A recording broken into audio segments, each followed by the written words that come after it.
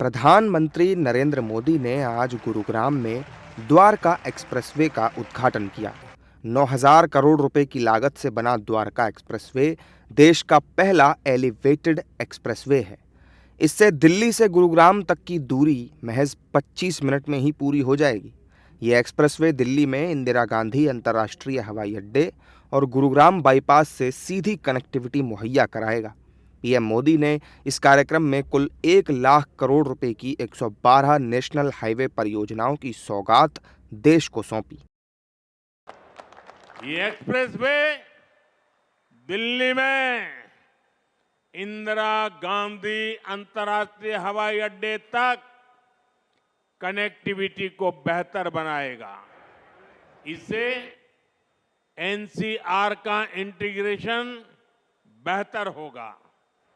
यहां economic activities को गति मिलेगी और साथियों, द्वारका एक्सप्रेसवे जब दिल्ली मुंबई एक्सप्रेसवे से जुड़ेगा तो एक नए अध्याय की शुरुआत होगी।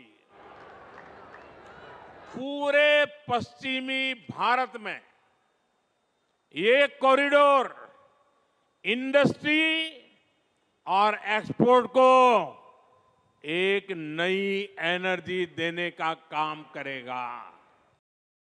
इस दौरान पीएम मोदी ने कहा कि विकास को लेकर बीजेपी सरकार जिस रफ्तार से काम कर रही है, उसमें शिलान्यास और लोकार्पण के लिए समय और दिन भी कम पड़ रहे हैं।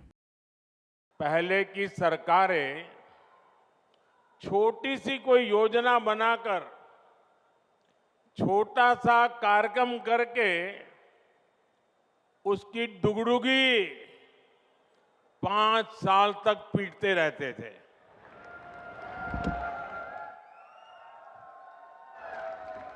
वहीं भाजपा सरकार जिस रफ्तार से काम कर रही है उसमें शिलान्यास लोकार्पण के लिए समय कम पड़ रहा है, दिन कम पड़ रहे हैं जी।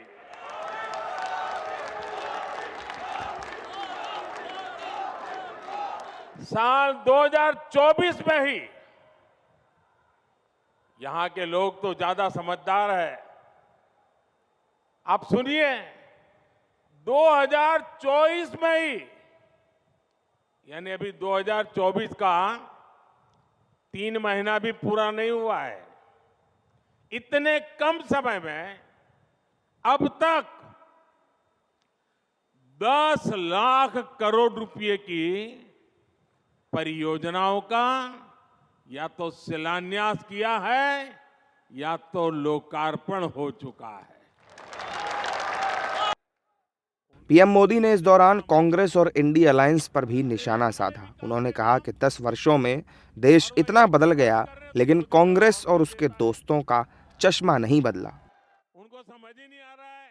लाखों करोड़ रुपए के इन विकास कार्यों से सबसे ज्यादा दिक्कत अगर किसी को है तो वो है कांग्रेस और उसके गठबंधन गठबंधन।